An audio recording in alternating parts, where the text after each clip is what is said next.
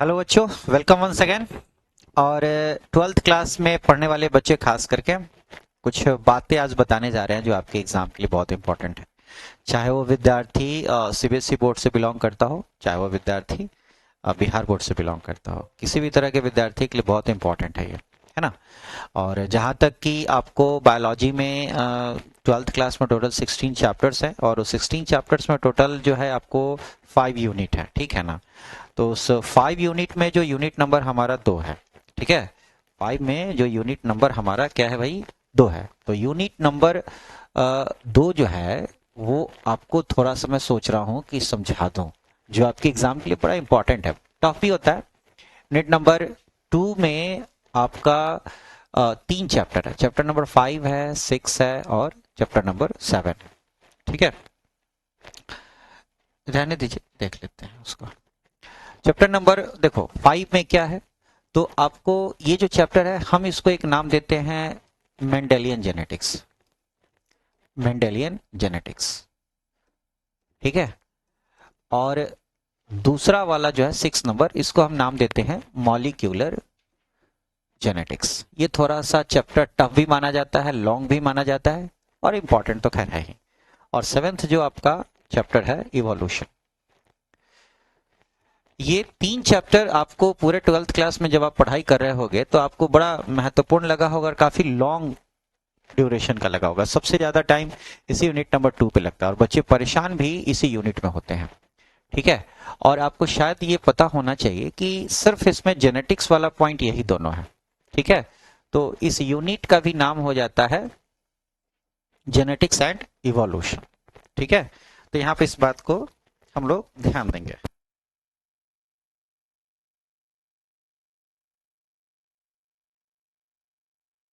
बताने का प्रयास करेंगे आपको। तो यहाँ पर देखते चलते हैं हम लोग, ठीक है। यहाँ पर देखते चलते हैं। तो देखो विद्यार्थी,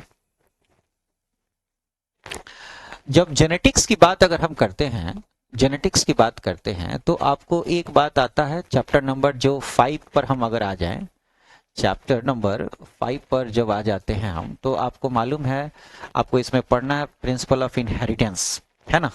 तो इनहेरिटेंस के लॉ के बारे में पढ़ना है। इनहेरिटेंस का मतलब हो गया कि कैरेक्टर जो होता है एक जनरेशन से, एक पीढ़ी से नेक्स्ट जनरेशन यानी अगली पीढ़ी में कैसे जाता है ना। इसके बारे में ज्यादातर बातें, बहुत सारे नियम बताए गए हैं जो फादर ऑफ जेनेटिक्स के द्वारा दिया गया था। फादर ऑफ जेनेटिक्स कौन है, तो फादर ऑफ जेनेटिक्स है ग्रेगर जोहान मेंडल, ठीक है ना। तो ग्रेगर जोहान मेंडल ने कुछ बातें बताई थी और उन्होंने मटर के पौधे पर एक्सपेरिमेंट करा था। तो लाइटली मैं आपको इसमें कुछ कुछ बता देना चाहता हूं, ठीक है, ताकि आपको समझ में आ जाए। तो चैप्टर नंबर हम यहाँ पर इजिली लिख देते हैं, वन वर्ड वर्क कर रहे हैं अभी। चैप्टर नंबर 5 पर आ जाते हैं, मेंडेलियन जेनेटिक्स भी हम इसको नाम देते हैं, है ना। मेंडेलियन जेनेटिक्स ही कहते हैं क्योंकि ये मेंडल के द्वारा दिया हुआ ज्यादातर लॉ इसमें आता है। यहाँ पे हम चर्चा करते हैं और साथ साथ यहाँ पर डिस्कशन करेंगे। अब मेंडेलियन जेनेटिक्स में आपको एक बात आ जाता है, ग्रेगर जोहान मेंडल, जी जे मेंडल, है ना।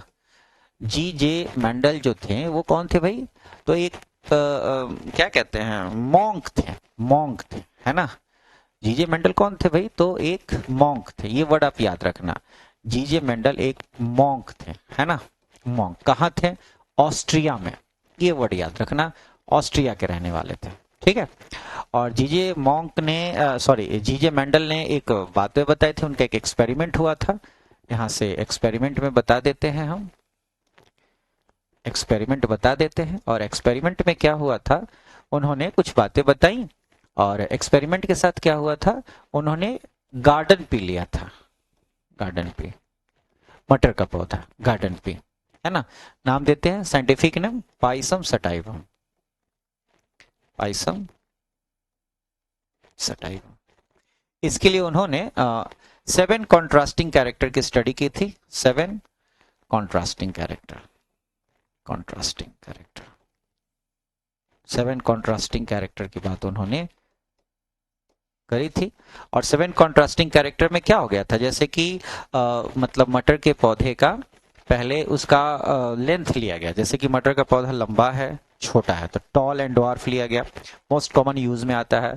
फिर सीड के कलर की बात हुई थी, सीड के शेप की बात हुई थी, फिर पॉड के शेप की बात हुई थी, पॉड के कलर की बात हुई थी, फ्लावर के कलर की बात की हुई थी और फ्लावर के पोजीशन की बात हुई थी। तो ऐसे करके टोटल 6-7 कैरेक्टर पर डिस्कशन होता है। 7 कॉन्ट्रास्टिंग कैरेक्टर कहते हैं।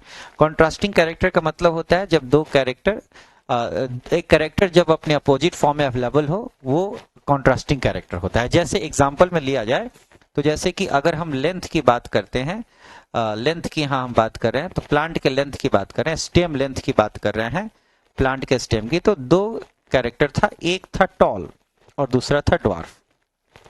तो इसको एक ही कैरेक्टर में रखा गया।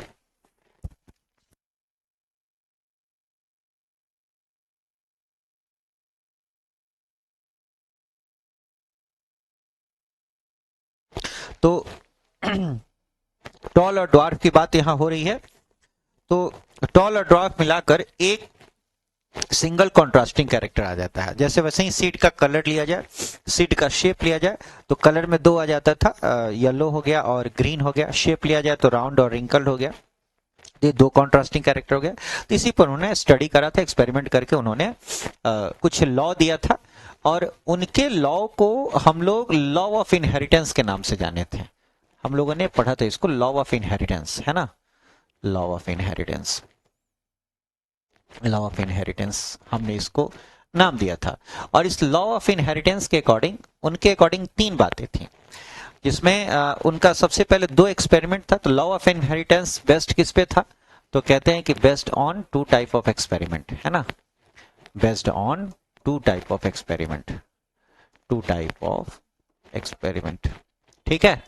और इसी एक्सपेरिमेंट में फर्स्ट जो एक्सपेरिमेंट था उसमें, उसको हम लोग मोनोहाइब्रिड क्रॉस के नाम से जानते थे, मोनोहाइब्रिड था। और दूसरे में क्या था, डाईहाइब्रिड क्रॉस था। डाईहाइब्रिड क्रॉस पे चर्चा हुई थी। मोनोहाइब्रिड क्रॉस में आपको याद है टॉल प्लांट और ड्वार्फ प्लांट के बीच में क्रॉस पर स्टडी हुई थी, आपको खूब अच्छे से याद होना चाहिए।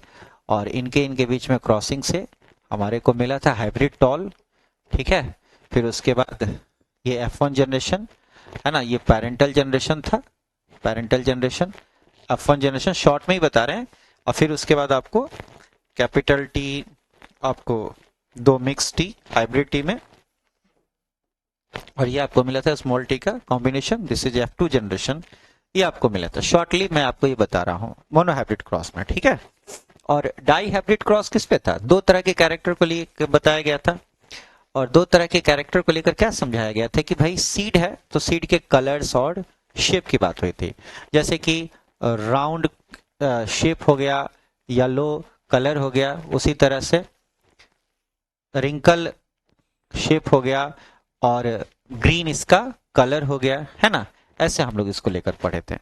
अब यहां से इसको भी जब पेरेंटल जनरेशन में रखते हैं, और इसको पेरेंटल जनरेशन से F1 जनरेशन अगर लेना होता था, तो आपको याद होगा कि हम लोगों ने ऐसे सिस्टम बताया था, इसको स्मॉल आर लिखे थे, सॉरी स्मॉल आर लिखे थे रिंकल्ड के लिए, है ना। ये ऐसे हुआ था, और फिर F1 जनरेशन था ये, फिर F2 जनरेशन आपको मिला था। तो F2 जनरेशन में भी आपको याद होगा, है ना, कि राउंड येलो मिला था, रिंकल्ड येलो मिला था, एक ये कैरेक्टर, दूसरा ये कैरेक्टर, तीसरा था कि फिर राउंड ग्रीन मिला था, फिर रिंकल्ड ग्रीन मिला था। ऐसे हम लोग को कैरेक्टर मिला था, ठीक है ना। शॉर्ट में बताए हैं उसको, डाई हाइब्रिड क्रॉस में भी। तो 2 तरह के जो एक्सपेरिमेंट थे मेंडल्स के, वो 2 तरह के एक्सपेरिमेंट मोनोहाइब्रिड और डाई हाइब्रिड में, इस 2 के आधार पर इन्होंने 3 तरह के लॉ की चर्चा करी है मेंडल्स ने। कुछ साइंटिस्ट उसको 2 ही लॉ मानते हैं, कुछ साइंटिस्ट इसको 3 कहते हैं, क्योंकि इसको तो मेंडल ने दिया था, तो मेंडल के अकॉर्डिंग बताते हैं बातें, ठीक है।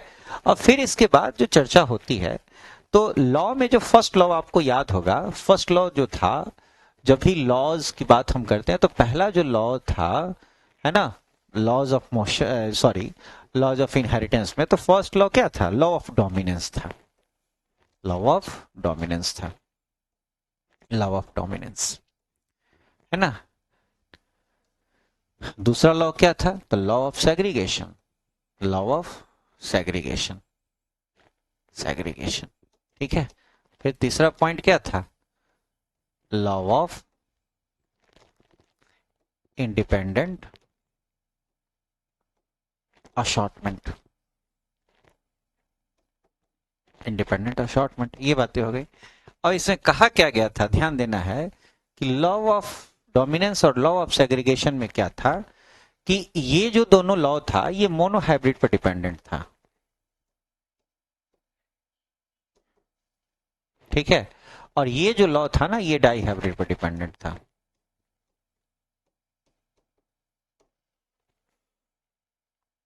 ठीक है, ये मोनोहाइब्रिड पे था, ये डाईहाइब्रिड पे था। और जिसमें लॉ ऑफ डोमिनेंस अगर एक नंबर में पढ़ने की कोशिश करें तो इसमें क्या समझाया गया था कि देखो कि जैसे कि फर्स्ट लॉ को समझाने के लिए आपको बता रहे हैं कि इसमें ने क्या बता रहा कि जब दो तरह के कैरेक्टर को, जैसे टॉल और ड्वार्फ, ये दो तरह के कैरेक्टर को जब एक साथ फ्यूज्ड करा जाता है, ध्यान देना है, जब दो तरह के कैरेक्टर को, जैसे टॉल और ड्वार्फ हमने ले लिया, तो ये दो तरह के कैरेक्टर को जब एक साथ फ्यूज करते हैं तो इनका कहना ये था ना कि एक ही कैरेक्टर दिखाई देता है और एक कैरेक्टर छिप जाता है। One character is representing while another one is hidden, ठीक है ना, एक कैरेक्टर दिखेगा दूसरा कैरेक्टर हाइड हो जाता है, ये बात इन्होंने समझाया था। तो ये कहलाता है लॉ ऑफ डोमिनेंस। तो डोमिनेंसी के सेंस में इसको समझाने की कोशिश की गई थी, ठीक है ना, इस पर ध्यान दीजिएगा। और फिर इसी पर आधारित जो था सेग्रीगेशन था। सेग्रीगेशन का मतलब होता है अलग होना, है ना, सेपरेट होना। सेग्रीगेशन वर्ड ही बना सेपरेशन से। देखो ये कहते थे कि जब ये देखो ये जो था कंडीशन पेरेंटल जनरेशन का था, ये जो कंडीशन था F1 जनरेशन का था, है ना, F1 जनरेशन। अब देखा गया कि जब इसको F2 जनरेशन में दिखाना था तो कहा क्या गया कि कैपिटल T सेपरेट हो जाता है ना, और स्मॉल टी भी सेपरेट हो जाता है। ये इंपॉर्टेंट बातें थी। कैपिटल टी सेपरेट हो रहा है, स्मॉल टी सेपरेट हो रहा है, और बीच वाला भी कैरेक्टर यहां मिक्स कर रहा है, ये बातें थी। लेकिन ड्वार्फ वाला जो कैरेक्टर था, बौना पौधा वाला जो गुण था, वो सेपरेट आउट हो रहा है। मतलब यहाँ पर लॉ ऑफ सेग्रीगेशन को रिप्रेजेंट करता था। मतलब जरूरी नहीं है कि जब दो कैरेक्टर एक साथ मिल जाएगा, ठीक है ना, तो मिलकर हमेशा मिला हुआ ही रहेगा, मिक्स नहीं होगा, वो एक दूसरे से सेपरेटेड आउट होगा अगले जनरेशन में। ये कहना चाहते थे लॉ ऑफ सेग्रीगेशन में, ठीक है। तो ये दो बातें जो थी, यहां से law of dominance, law of segregation यहां से लगभग लगभग क्लियर होता था, ठीक है। अब लॉ ऑफ इंडिपेंडेंट असॉर्टमेंट क्या होता था, तो ये जरा सा थर्ड लॉ डाइहाइब्रिड क्रॉस से लेकर देखना था।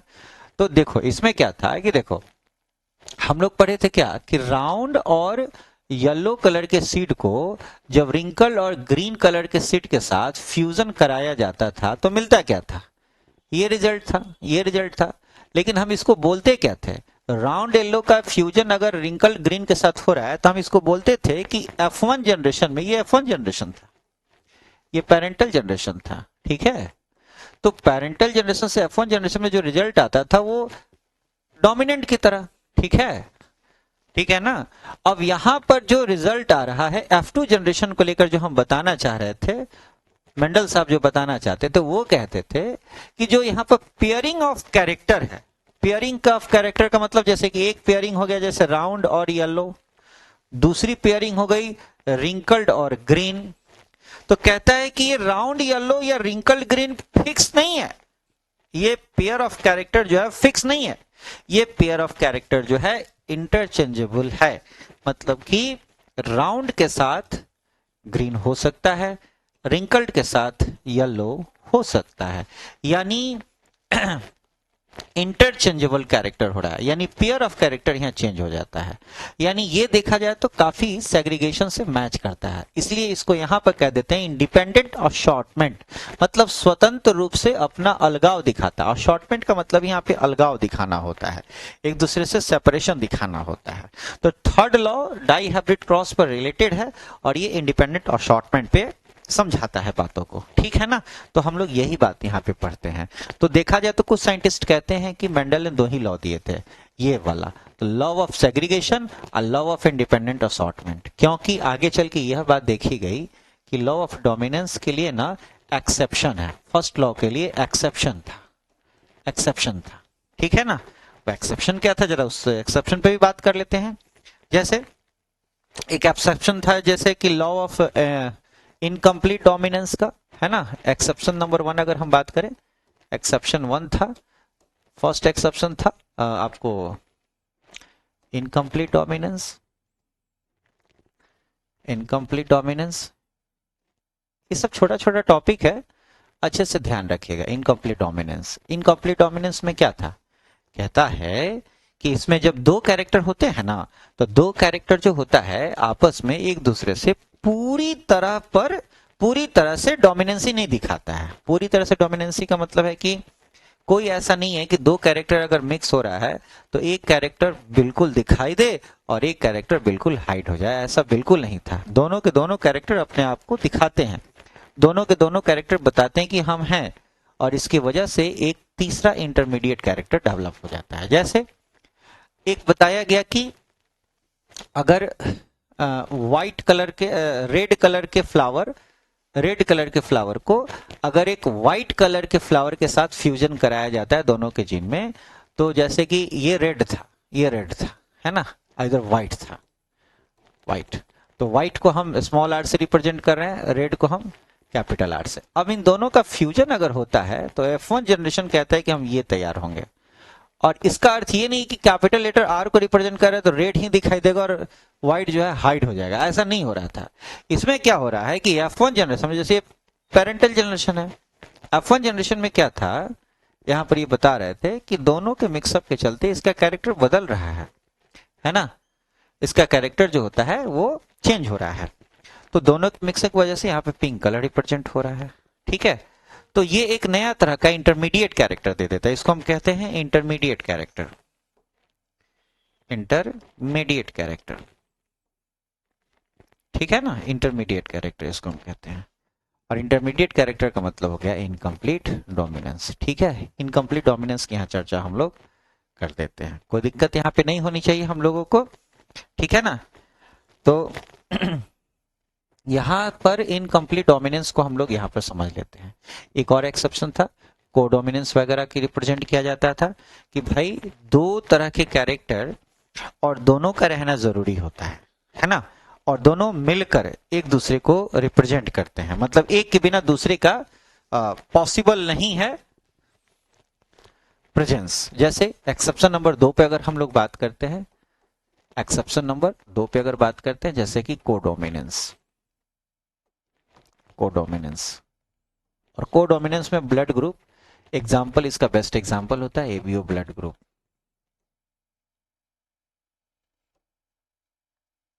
अच्छे से इसको देखिएगा, ये कहते हैं कि जैसे कि देखो, अगर मान लेते हैं कि जैसे किसी का अगर ब्लड ग्रुप अगर ए है, अगर ब्लड ग्रुप क्या है भाई, अगर किसी का ब्लड ग्रुप ए है, ब्लड ग्रुप फिर से लिख देते हैं, ब्लड ग्रुप, अगर किसी का ब्लड ग्रुप ए है, अभी यहाँ पर आरएच फैक्टर की बात नहीं कर रहे, इसलिए हमने ए प्लस ए माइनस हमने नहीं लिखा है, अभी हम सिर्फ ए की बात कर रहे हैं कि अगर किसी का ब्लड ग्रुप यहाँ पर ए है, तो जब हम इसका जीनोटाइप स्टडी करते हैं तो इसका जीनोटाइप क्या हो सकता है, क्या प्रोबेबिलिटी है जीनोटाइप होने की।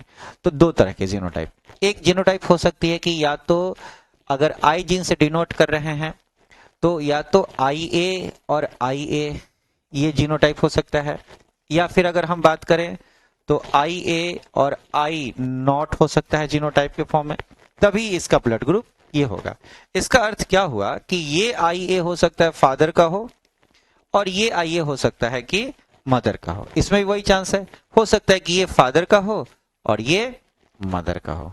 यानी कि देखो, कहने का अर्थ क्या होता है कि फादर का एक एलील और मदर का एक एलील, है ना, उसी तरह यहां भी फादर का एक एलील और मदर का ये एलील मिलकर एक कैरेक्टर को रिप्रेजेंट करता है।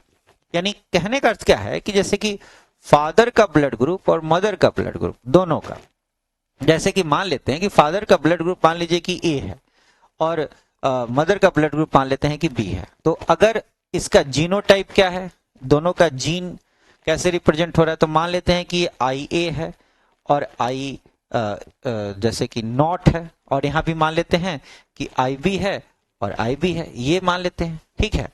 अगर मान लेते हैं कि अगर ये वाला जीन और ये वाला, ये दोनों अगर मिलता है तो ऑब्वियसली ब्लड ग्रुप में क्या होगा, आई बी होगा और आई नॉट होगा, ठीक है। तो इस हिसाब से ब्लड ग्रुप बी हो जाएगा क्योंकि नॉट का वैल्यू नहीं रहता है ना। लेकिन अगर ये होता और ये होता तो क्या हो सकता था, अगर गेस करके देखो, गेस क्या करना, प्रमाण है आई ए और आई बी, इस हिसाब से ब्लड ग्रुप जो होता है ए बी हो जाता है। तो ये ब्लड ग्रुप को रिप्रेजेंट कर रहा है, ठीक है ना। तो कोडोमिनेंस के कंडीशंस को दिखाता है, मतलब कि दोनों के दोनों जो एलील हैं किसी खास तरह के कैरेक्टर को बताने के लिए बहुत जरूरी हो जाते हैं, दोनों तरह के ब्लड ग्रुप, सॉरी दोनों तरह के एलील। तो दो कैरेक्टर आकर इसमें बताते हैं, और ये जो है एक तरह से लॉ ऑफ डोमिनेंसी का एक्सेप्शनल पॉइंट आ जाता है। तो ये सब मेंडल के लॉ से रिलेटेड है, काफी इंपॉर्टेंट क्वेश्चन आता है इस सबसे। और कोडोमिनेंस, इनकम्प्लीट डोमिनेंस, दो दो नंबर का बुआ क्वेश्चन ये सब पूछता है, और इनडायरेक्टली क्वेश्चन भी बहुत सारा इसका बन जाता है, ठीक है ना। एमसीक्यू वगैरह में भी अगर आप ध्यान देते हैं एग्जाम के लिए तो बड़े अच्छे से आप इसको कर सकते हैं। तो आराम से इसको कीजिए और इसको आगे के लिए सॉल्व कीजिए, ठीक है। तो मेंडल लॉ से रिलेटेड और भी सारी बातें हैं तो हम लोग आगे पढ़ेंगे। और हाँ, थोड़ी बहुत जानकारी अलग से भी होनी चाहिए कि आपको याद होना चाहिए कि मेंडल ने अपना एक्सपेरिमेंट जो है कब पब्लिश किया था।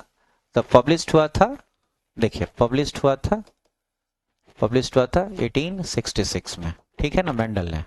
लेकिन मेंडल ने जब ये बातें बताई थी तो हम लोग उस समय के जो लोग थे इस बात को माने नहीं थे। लेकिन फिर आफ्टर 34 ईयर, है ना, 1900 में तीन साइंटिस्ट थे।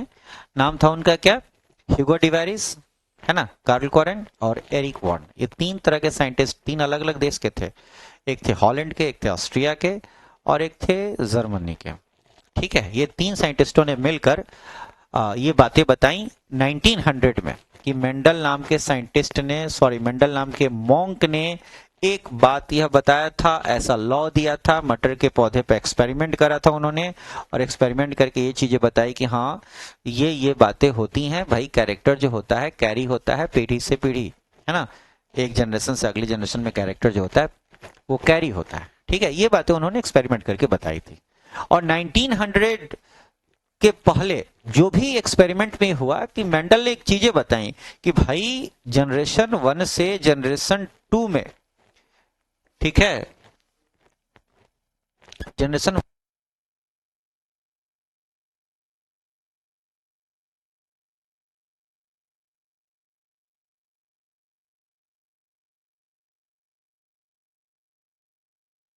तो मान लेते हैं जनरेशन 1 है, जनरेशन 2 है, जनरेशन 3 है। तो कैरेक्टर जो कैरी हो रहा है 1 से 2 में, 2 से 3 में, तो इसमें एक बात क्या बताई जाती है, उन्होंने जो कहा कि some physical unit is transferred, मान कोई भौतिक चीजें हैं, कोई भौतिक इकाई है जो गुणों को एक पीढ़ी से अगली पीढ़ी में लेकर जाती है। ये चीजें उन्होंने बताई, तो इसको उन्होंने नाम दिया गया मेंडेलियन फैक्टर। क्या नाम दिया गया, मेंडेलियन फैक्टर, एमएफ लिख देते हैं, मेंडेलियन फैक्टर नाम दिया गया था। और इसी मेंडेलियन फैक्टर को बाद में पता चला कि ये मेंडेलियन फैक्टर असलियत में क्या है भाई, जीन है। और जीन के बारे में तो आप जानते हैं, सेगमेंट ऑफ डीएनए को हम जीन कहते हैं, ठीक है ना। तो फिजिकल यूनिट हो गया कैरेक्टर का जीन, और केमिकल फॉर्म हो गया DNA, deoxyribose nucleic acid. Animals में है, ऑर्गेनिजम्स में है, जो कैरेक्टर को एक पीढ़ी से अगली पीढ़ी में कैरी आउट करते हैं, ठीक है ना। तो ये सारी कुछ बेसिक बातें हैं, आपको अच्छे से समझना चाहिए, जानना चाहिए, खूब अच्छे से इसको पढ़िए, ठीक है ना। और कोई क्वेश्चन हो तो बताइए, फिर और भी अगली क्लासेस में हम लोग डिस्कशन करेंगे, ठीक है। चलिए, थैंक यू।